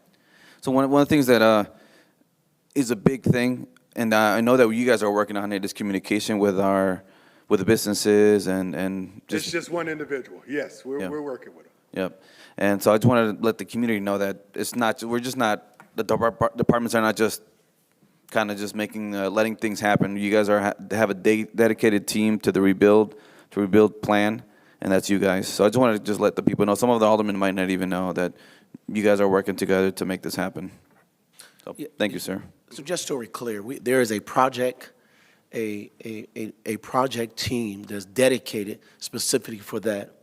And part of their responsibility is to do that up front, communications and things like that. And it works with a host of everybody there. So while Chris Alonzo certainly runs the daily operation of Public Works, we have a dedicated team for our road projects, period. So if any alderman chooses to speak to him about what time, if there was maybe a driveway missed or some concrete broken, etc., talk to that project manager, which is Marvin Coleman. Correct. He was here. You can always direct those things to him. He's the one on the ground, probably talking to your residents. So if you have just those questions there, obviously if they're high-level questions, go to the director and the superintendent. But that project team consists of about 10 or 12 people who can handle each and every aspect of the project. All right, and that's not just for this one, but overall. Okay. Thank you, Mayor, for clarifying that. I was originally going to ask Marvin to come up, but he left, so thank you for clarifying that. Thank you, team. I just wanted to make sure that people know. Thank you. Thank you. One thing that was brought up here is the Waukegan festival coming up. Again, we're changing the image. I've had people come to me and say, hey, you know what? I don't have to drive far anymore because there's things going on. They were referencing to the duck that was here, and that event that we had, the big old duck. So the Fall Festival is just another example of how we're trying to change the image, and we're keeping the people in our city. So I'm glad that we have our own Waukegan Fall Festival, and I recommend for everyone to look into it. And again, this is the Chamber of Commerce working with other individuals that had this idea to bring it to Waukegan. So we can't do it on our own. We welcome the community members to come and give us ideas, and we'll work with you. And that is it for me. Thank you. Thanks, Alderman Felix. Alderman Newsom. Thank you, Deputy Clerk. I had my clean sweep last Saturday, September 13th. It started off kind of stormy and thundering and lightning, and so the residents were not sure if we were going to go forth, but I wanted to thank Public Works because they were ready at 8 o'clock. They were ready, and I had residents calling me, so I told them yes, they could come on. But the staff there were ready with information on what was accepted and what was not. And they were sheets that they had plexi plastic over it that they could take pictures of the items that were not accepted. And some of the residents, which I thought you could bring a microwave, you can no longer bring a microwave. You cannot bring wood speaker cabinets. You know, I thought you could do that. You cannot bring toilets anymore. So I thought this was a good thing to have. Dehumidifiers, they're not accepting those anymore. So there's quite a few items that are not accepted anymore. And but they also gave information to the residents on where they could call and take those things besides Swelco. There's some other places in Zion, recyclables in Zion, North Chicago, Wadsworth, that they can call besides Swelco, that they can get rid of those type of items so that they're not just left on the street because we don't take them. So I thought that that was good, that Public Works supplied those, that information for them as well. So I just want to thank you for a successful Fifth Ward clean sweep and looking forward to the next one possibly in the spring. Thank you so much. Thank you, Alderman Newsom. Alderman Turner. Thank you, Mr. Deputy Clerk.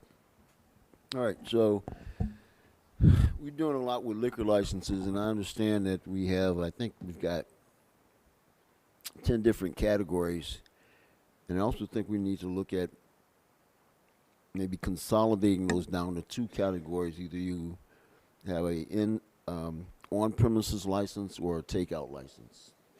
That would eliminate a lot of the bureaucracy and applications and this confusion about what liquor license you need and how many of this class and how many of that class.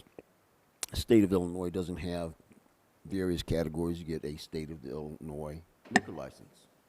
All right, so something to think about, we can talk about. All right. Last Thursday, we had our 911 or September 11 gathering. I had touted it as a ceremony, but it's actually turned out to be something much more, much better.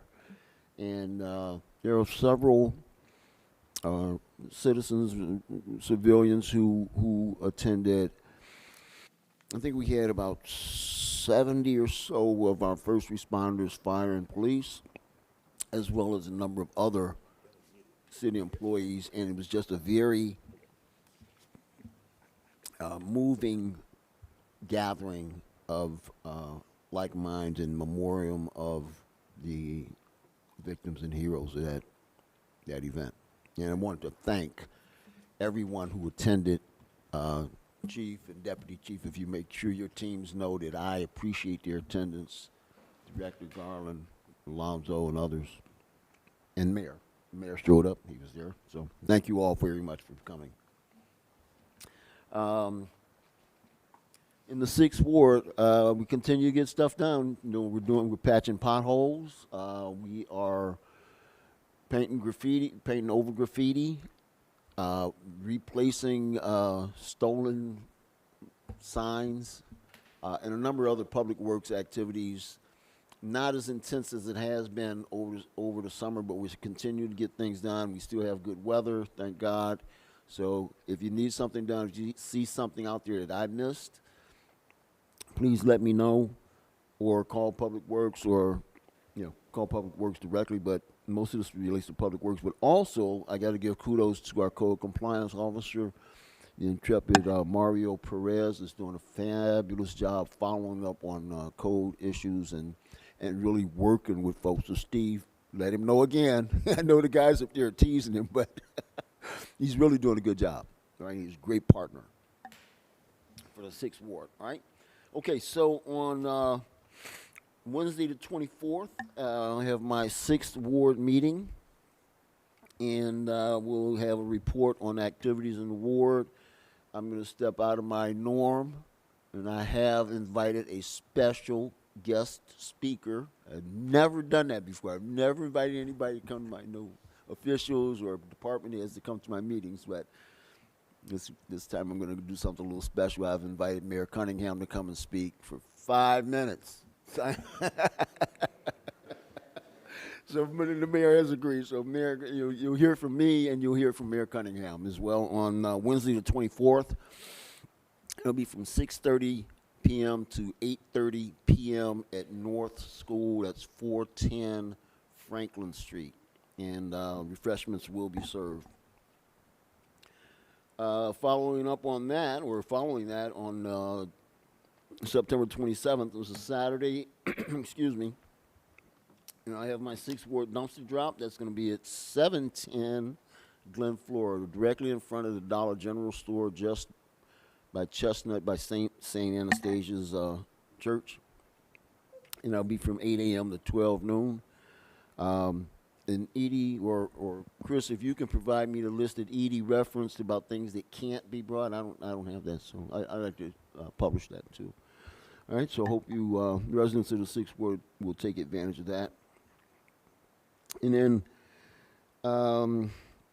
coming up on October 13th is the U.S. Navy's 250th birthday, and then on November 10th, it'll be the U.S. Marines' 250th birthday. I'm excited about that. Hey, Matt, when's the Army birthday? June 14th. So I'm excited about that, too. All right, so thank you all very much for your attention, and I look forward to continuing to serve residents of the 6th Ward and city at large. If anything I can do to help, standard rule is I can't help if I don't know, so please call me. My phone number is 847-445-3788. Thank you, and good night. Thank you, Alderman Turner. Alderman Donilworth. Thank you, City Clerk. Appreciate it. I would like to thank the city employees and staff who I talk to every day on the phone or send emails to resolve problems that come up in the ward. Response is just fantastic. Everybody treats you like family. Whenever you talk to anyone here, it's just phenomenal. I'd like to thank the Waukegan Police Department and Chief Navarro for all the stuff they did, especially with this four-wheeler stuff and getting this under control. Hopefully, if we can get them to stop, it'll be fantastic. My dumpster drop is October 18th at Bowen Park, and I also want to indicate that I used Alderman Newsom's dumpster drop after the lightning stopped.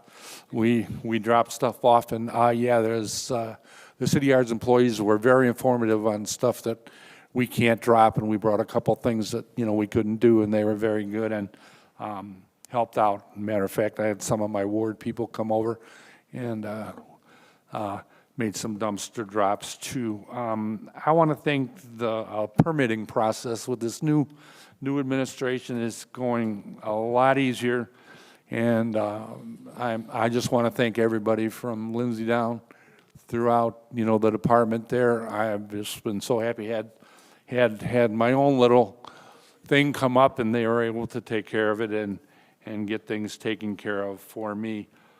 Also, I attended the Greenwood School remembrance for the 911. I was also there, right beside you.